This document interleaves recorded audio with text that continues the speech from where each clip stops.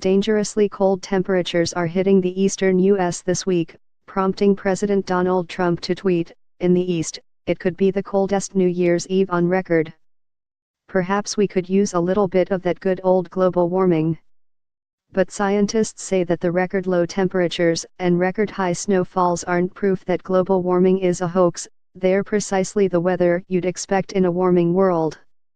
There's a lot of wrongness to unpack in Trump's tweet, so we'll focus on that intractable myth that climate change spells the end of cold weather. It doesn't. In the East, it could be the coldest New Year's Eve on record.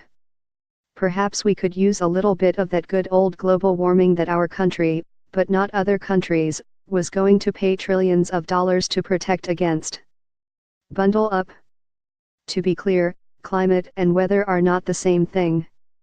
Weather is the local, day-to-day variation. Climate represents the longer-term, farther-reaching conditions. A rainy day in Phoenix, for example, doesn't change the fact that Arizona's climate is dry, NASA's Climate Kids webpage says.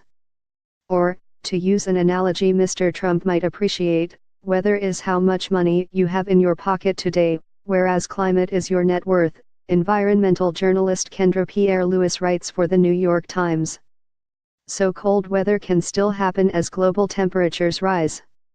The trip to a warmer world, climate change, will have plenty of extreme hot and cold weather, NASA's Climate Kids site patiently explains.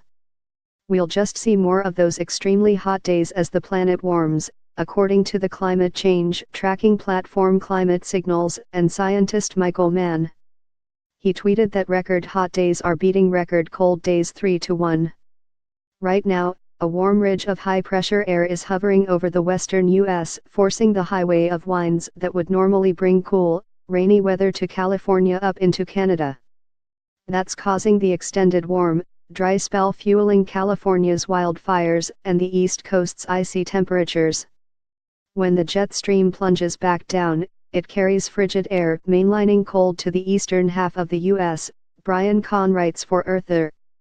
Scientists led by Stanford's Noah Diffenbaugh have studied this strange seesaw effect on temperatures across North America, where upward swings in winter temperatures in the west correspond with icy drops to the east. They found that this warm west/cold east combination is happening more often as the climate warms. We have strong evidence that not only does it not invalidate global warming, but it's actually very consistent with what we'd expect, Diffenbaugh tells The Verge. Climate change also makes lake effect snow likelier, just like the drifts that piled 5 feet high in Erie, Pennsylvania over Christmas, climate scientist Catherine Hayhoe said on Twitter. When the lakes are cold enough to freeze over, this doesn't happen. But as long as they remain liquid, cold air can blow over the lakes, picking up water vapor. The vapor rises, cools, and then falls back to earth as snow.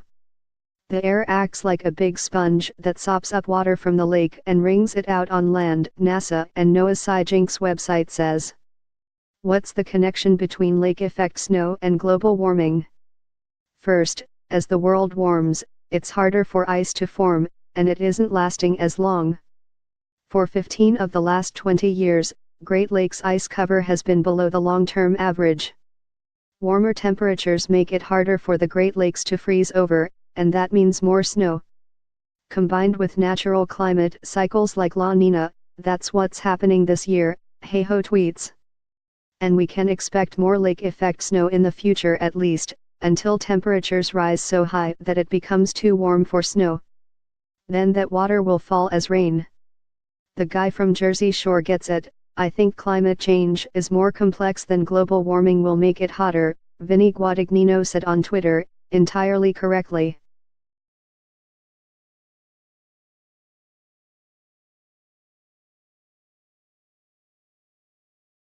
Yeah.